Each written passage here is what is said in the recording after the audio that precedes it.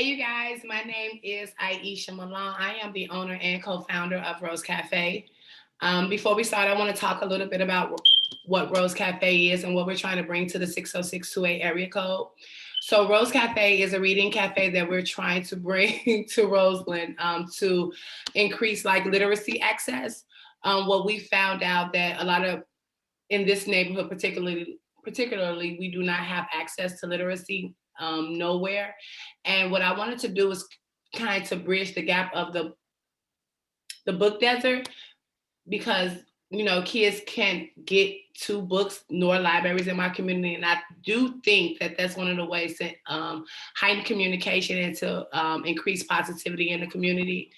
Rose Cafe started in 2000 and in 2000 during the pandemic. We opened to give kids in this neighborhood access to literacy that is representational, something that can inspire them to do things that can uplift this community. Rose Cafe has a brick and mortar. It's up and coming on 107th and King Drive. But right now we're in the process of doing a lot of things that needs to be done outside of the brick and mortar. So we have been doing book drives. We've been doing community events, just to say a little bit about Rose Cafe, and we'll talk a little bit more about Rose Cafe towards the end. What I do in the community, I'm a teacher in the community. I teach SPED students, 5th through 8th graders, and I'm a mom. I have 2 boys in the community, and what I want this community to be a walking community, like a lot of communities in the city of Chicago. Hey, I'm Rebecca. I'm a co-founder and creative director at Rose Cafe. I'm a former elementary school teacher with Aisha, and now I am studying education policy. And we'll talk a little bit more about other things going on at Rose Cafe. But Marc, if you could introduce yourself, and then we'll get started. All right. Everybody doing? I'm author Marc Mitchell, Jr. I'm also the CEO and the founder of Money Doesn't Matter, LLC, where we're helping young adults stay out of trouble. We're trying to stop, not trying to stop completely, but trying to stop the violence as much as possible, and bring financial literacy into the making.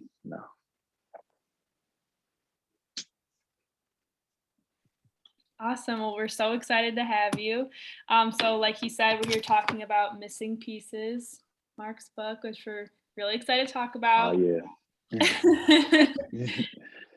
Yeah, so my book, Missing Pieces, it's in over 33,000 bookstores and websites. It's a great book, has 5 stars on Amazon, 5 stars in Walmart, and it's about the life of a student athlete. So like all the trials that we go through as student athletes, tribulations, family issues, things like that. I talk about the struggles that, we really don't like to talk about sometimes, we keep it bottled inside, and just like to share it with the world, because it's something that we all should want to know. Could you tell us what your inspiration was for writing the book?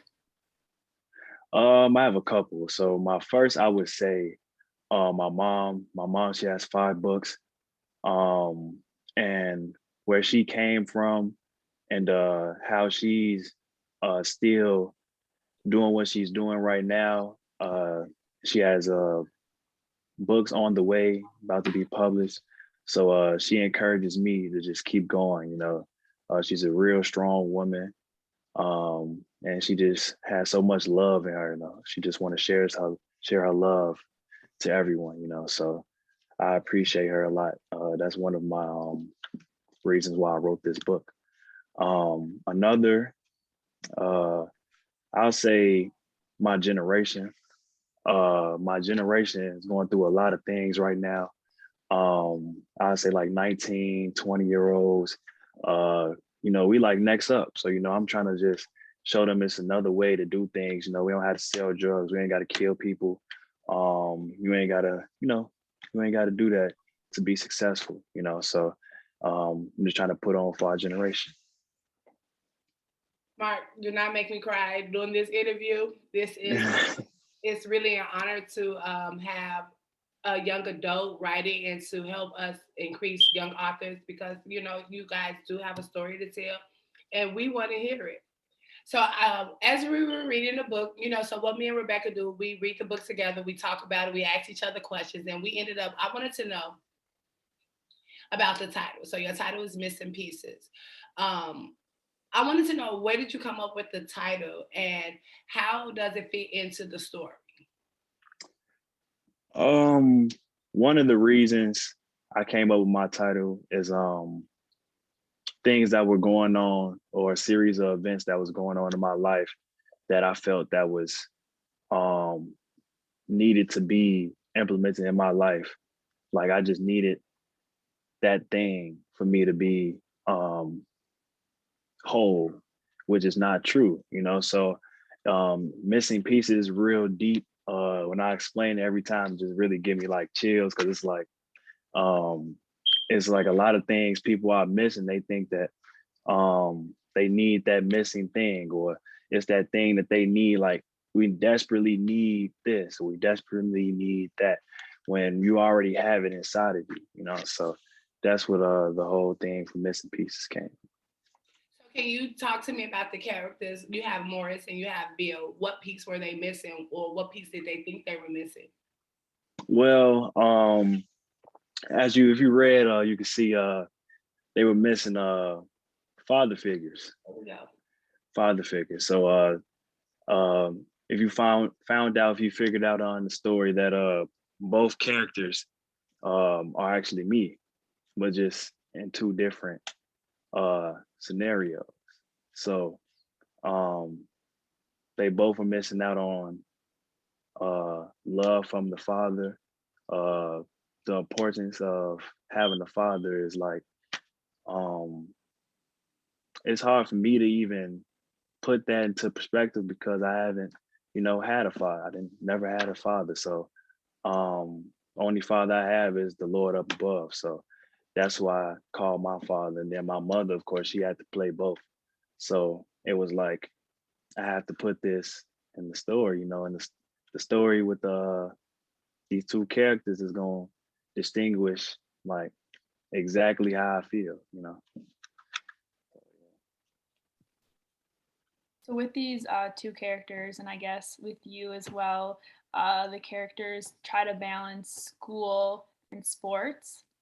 And I was wondering if you could talk, about finding that balance in your life.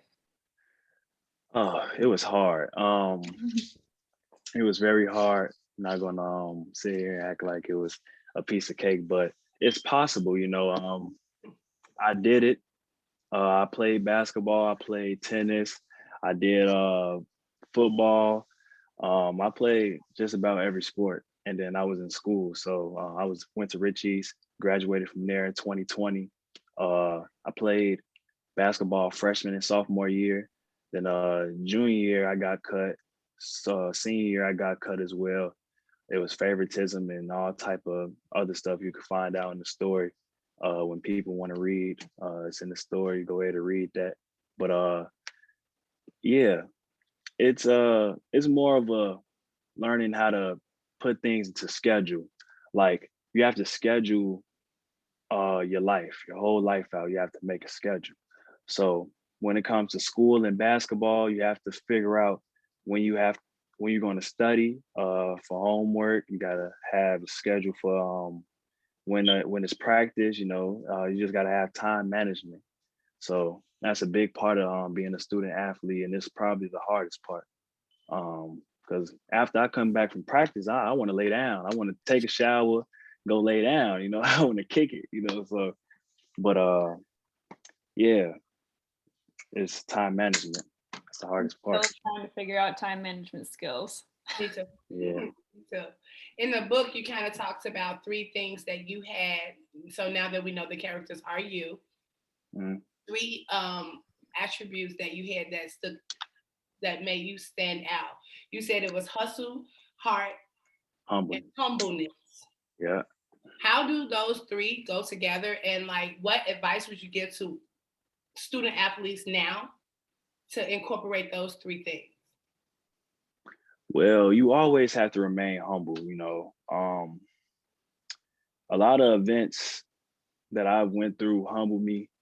Um, well, I really always stay humble because I'm like a shy dude. Like I never really spoke. Like I never really liked to speak to people unless I was spoken to, but I had to break that shell in order for me to be in the situations I'm in right now. Like in this interview, for instance, like if I didn't speak up, then I wouldn't be here, you know, with you guys, you know. So, but also if I didn't stay humble, then y'all wouldn't even want to interview me. You know, things go hand in hand with humbleness. So yeah, I think all three of those things go together because without those three things, it's just it really makes you different from the rest. You know, a lot of people don't have that heart that that strive for greatness, you know, in them. A lot of them just give up, you know, on hope because you got cut. It happened to me. Like I gave up uh junior year. I didn't give up though. I kept going to senior year came, uh tried out again. Coach even said that I was on the team. He put it on his daughter and all type of other stuff. He said it in front of the whole gymnasium. The principal was there, superintendent, everyone was there. He said, "You outwork everyone in this gym, and you are going to be on the team." You know, and that I remember that day, and it really like, you know, it really put a mark on me. You know, but I keep going. You know, I never stop. I'm still playing basketball to this day. Um, and I'm staying humble. I keep my heart because I know no one can take away my big heart. I get that from my mom. My mom got the biggest heart in the world, so you know, I get that from her. Yeah, and I just keep hooping. You know, just keep going. All that go together. Can you have, when we think about these three things, hustle, being humble, and heart, can you have one without the other to be successful when you're trying to be a student athlete? Like when you're trying to like overcome all these barriers that may occur when you have a million people trying out, can you have heart and humbleness without hustle and still be successful in your opinion? Um, it really depends on the person because knowing the person I am, I can't have hustle with no heart and and uh determination. I got to have all of that together for me to be a complete athlete, person, whatever, student, whatever that is, because everything goes hand in hand. It's like you need one to go with the other for you to be the best. And I always aim for the sky as an athlete, a student, a person. I aim to try to be the best person, student, and athlete I can be.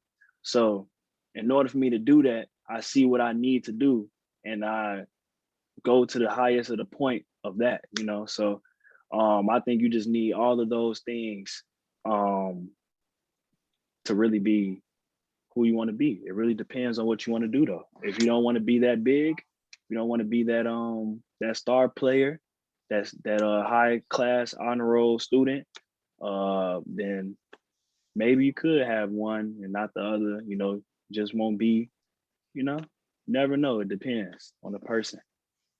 Well said.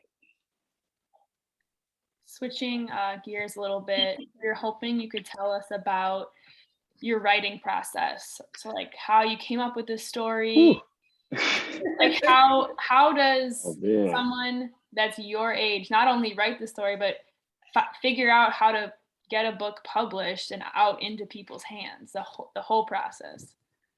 Okay. Well, to start off, I once again, my mom, she the strongest person I know. She really like she We gotta meet told this me. mama. We gotta meet this mama, Marc. I gotta see your mama. Oh man, I'm telling y'all. So look, so she basically like she guided me on my way to success. Um, and without her, I wouldn't Okay, so first day I started writing, I was 16. Um, I was taking it serious, but I wasn't really taking it that serious because on top of that, I had school, I had basketball, I had football, whatever, So then on top of that, I'm always outside, I'm outside talking and marketing with people. I've been doing that since I was 8 years old. And that's also because of my mom. But so uh first day of me writing, it was very hard. Like it was hard for me to stay focused, like just keep on writing. Then my hands, they real long. I'm a long, you saw me in real life, Miss Aisha. You saw me in real life. I'm real long and linky. So I get uncomfortable real quick, just sitting in one place, just typing and stuff. So I was like, okay, this is cool, it's cool. And then the next day I wake up.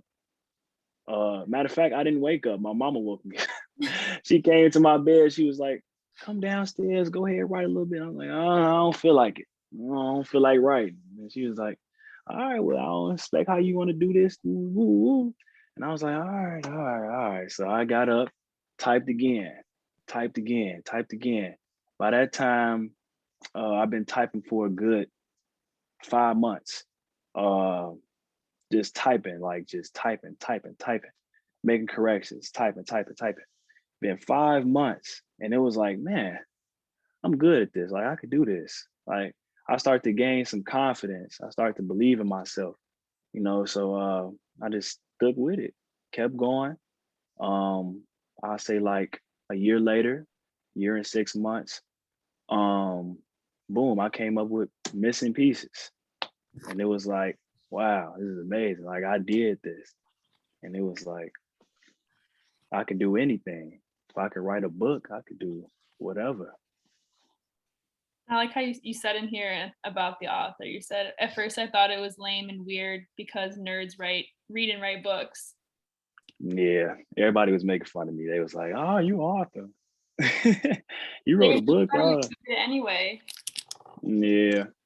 At first, they was making fun until they start seeing how serious I was about my craft, and then they saw, like, in the middle of the class, interviewers came in. They took me out the classroom to do an interview. They start seeing stuff like that. They like, "Oh man, he gonna be something special." But y'all was just talking about me just not too long ago, talking about all that other stuff. But yeah, That's that like heart you were talking about. say that again. I ain't hear you. That's that heart you were talking about, to keep Yeah, pushing through when people making fun of you. And that's one of yeah, our things that we're trying to promote at Rose Café is, make reading cool again. And you did yeah, that. yeah. Thank you, thank you. I can't wait to go to y'all cafe too. I can't wait. We can't wait to have you. It will be a good look to see a young Black man in there signing his own book, that's doing so Mhm. good because everybody is talking about you. And I'm glad Yeah, that we can give you a platform to speak. And we're here to do whatever we can to support you in your journey. Like you got us. I appreciate that for real. And the one thing I wanted to ask you, because when you talk about mentorship, in the book, you kind of talked about how in grammar school, once you went to high school, it was like, you said something like, it instantly felt different. Because I play ball. So I kind of like, well, as I was reading, I'm like, I know what he said, when you was actually taught how to shoot the correct way Hmm. versus just throwing the ball up. And I Yeah. wanted to know if you could talk to like kids who we share this with about like mentorship and you know, how imperative it is to like listen and Hmm. be a vessel to like take that, right? Hmm. Um. Okay. Um. It's very important to listen. For one, that's like that's like something you have to put first on your list when it comes to wanting to be better, want to do better for yourself, or uh want to even do something for somebody else. You have to listen, and you have to take advice, and you have to make connections, and you can't do that without having an open ear and an open mind to things. So um it's very important. It's very important.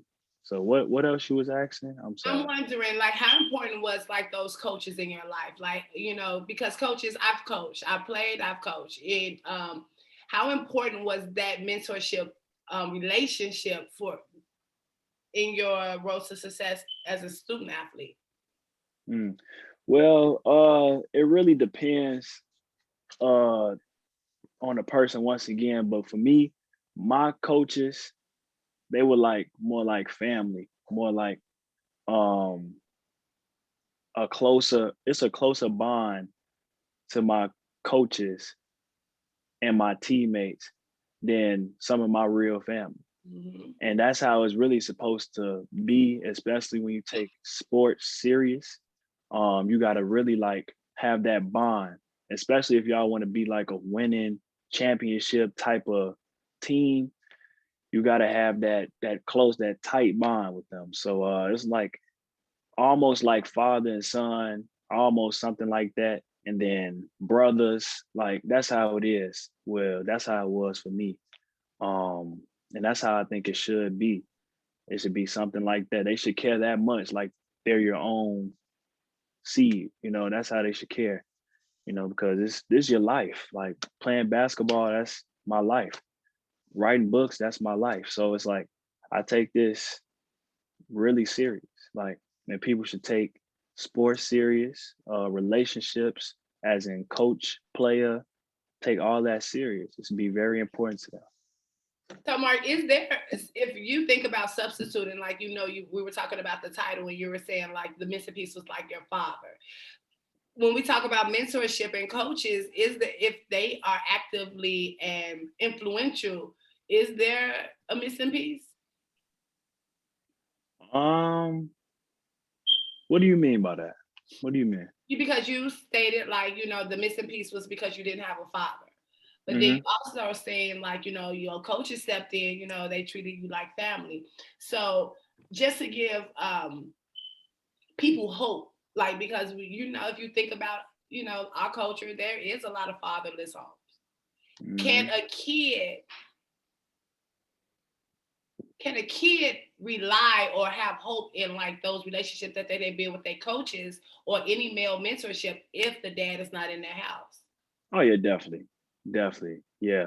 Um, it's a lot of good coaches out here. Um, even though I done ran into, you know, unfortunately, a couple of bad coaches, my last 2 years, but before those two coaches, even the staff of those coaches, they were more family than the coaches that cut me or did me wrong, lied to me in my face, walked to them, all that other stuff. But the coaches before that, like my middle school coaches, AAU, it's like family. So um, it's definitely possible to build that bond if you don't have a father figure.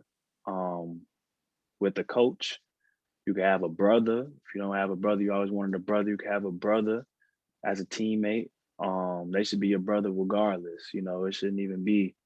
I don't know. I maybe think about it. That should be your brother. You should have his back. He should have your back. That's how it should be. So we have a few minutes left. Um, so we just want to ask you, like, what's next? I've heard throughout, this interview, you were Oh man, talking about success as if you're done, but you got a yeah. whole life ahead of you. You got got a lot more time. What's next for you? Oh man. I got a lot of things coming next. My book. I'm trying to get this book. Well, it's going to be. I'm not going to say trying. My book is going to be showcased at the LA Times book of festival, festival of books in April in the summer. So that's humongous because it's going to be over 150,000 people there. And if my book's showcased there, then that's just a whole nother world. So I'm looking forward to go there and take a picture there with my book being showcased there. Also, I'm going to the Pitch Fest. It's going to be in New York, where y'all know Lionsgate, right? The movie film company. Uh, the past owner of that, he's not the owner no more because he has his own movie company.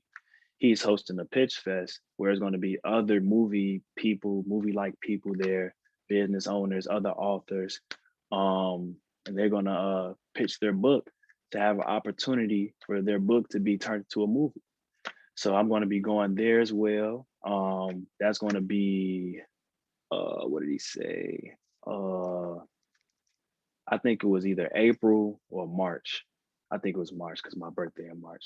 It was March. Yep. So I'm going to be going there in March. Yeah, I have a lot. I don't know if you want me to say everything. Well, kind of goes along the same. We had a few questions in the audience, people asking if you were going to write another book.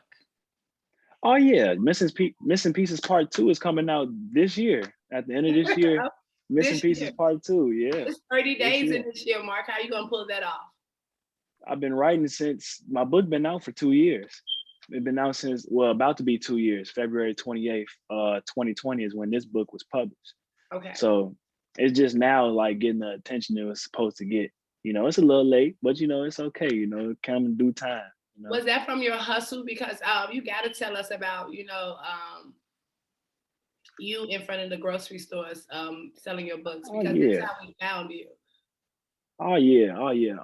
Everybody knows me. See, that was one of the main reasons why everybody made fun of me while I was in high school, because I always was outside. They'll see me outside selling candy and then just think, oh, he woo out the bam. He this, that, and the third. But they didn't know why I was out there. They never asked. They never, they never did none of that. They just judged me based off of how I look. That's why I always say don't never judge the book by the cover, but that's why I was out there, because 2 years, 3, 4 years later, I got my book published. And yeah, that was a blessing. So that was amazing though. I was outside, I was at Food for Less, Chicago Heights. As usual though, it was an everyday thing. I'm always out there. Hold on, let me plug up my phone 1 second. Okay.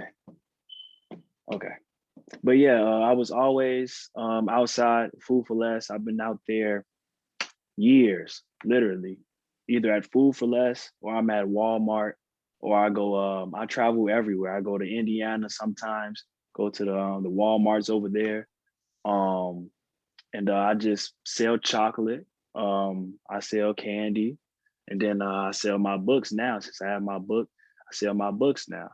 So it's just, that's God really, because I've been going to church every Sunday, every other Wednesday as well.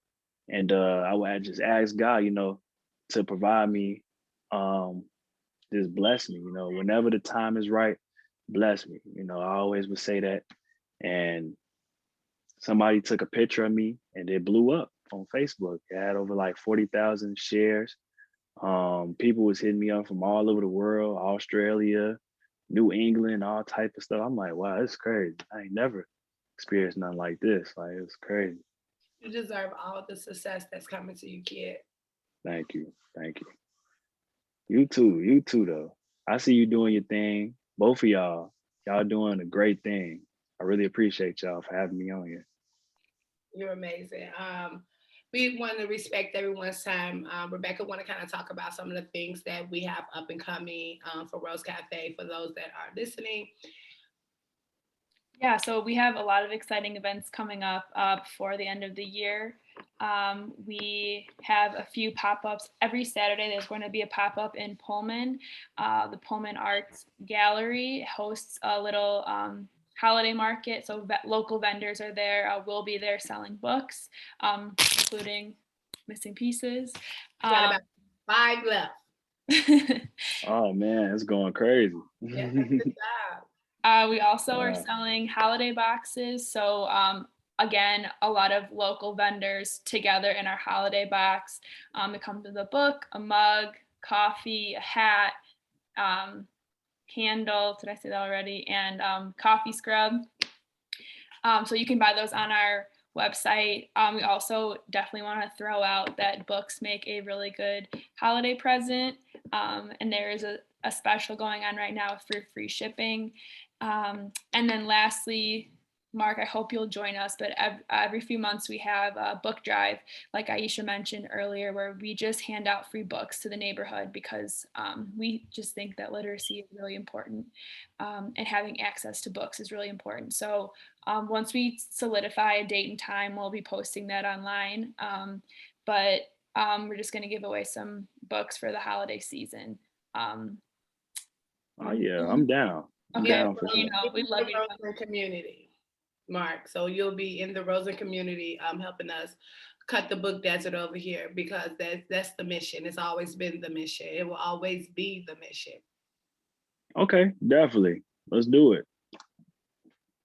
Well, we want to thank everyone for joining us. This was a really special segment to me. I'm very, very proud of you. I'm a teacher, so Thank and I'm getting a little emotional, but just to see you live out and carry out your dream through the inspiration of your mom, is really, really important and special to me. So I want you to make sure that you keep that and just keep going. And if you need us for anything, Definitely. definitely count on us for whatever. Your second Definitely. book, please include us. I got you. We want to interview you about that as well. Okay. You're Got in the you. Rose family now. We're not going anywhere. The Rose All right. Concrete. I'm glad to be here. So thank you guys. We'll talk to you next month. All right. Bye. See ya.